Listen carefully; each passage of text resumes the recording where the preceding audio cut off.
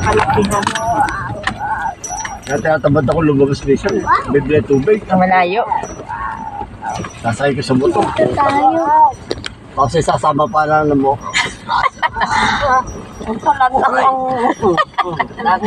Kaya kami lagi ng tubig eh, wala pang poso.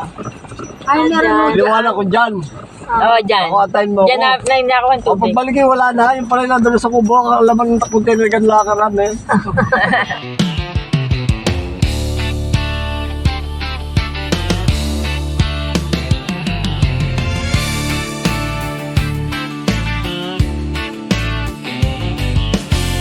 Isang tsuper ng bus ang aking tatay, kaya sa diskarte talagang mahusay.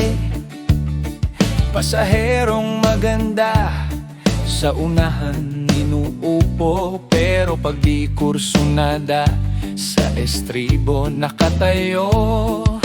Kapag walang pasada nagaani sa bukid, basta't may makain ng kanyang mga kids. Walang tigil kahit pagod ang katawan. Pag-uwi sa bahay pasalubong ay tinapay. Si Tatay Bogs, totoong masipag. Sa trabaho, siya ay palaging tapat. Laging iniisip ang responsibilidad. Kahit isakripisyo ang katawang bayan.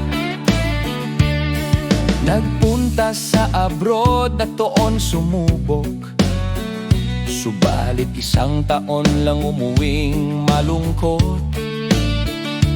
Dahil ang sweldo hindi raw iniaabot,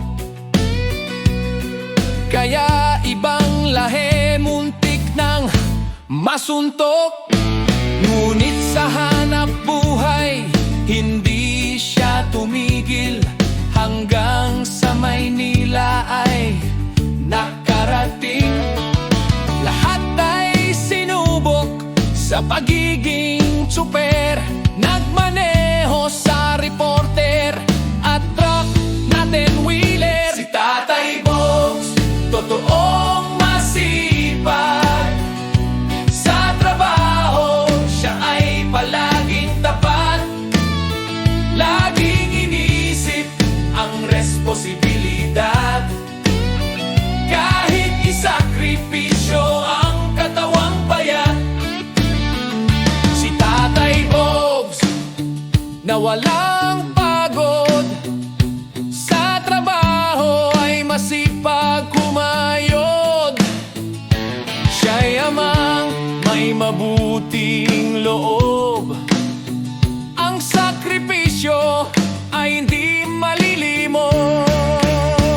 Ayos ba, kid? Si Tatay Bogs, totoong masipag. Sa trabaho, siya ay palaging tapat. Laging iniisip ang responsibilidad. Kahit isakripisyo ang katawang bayan.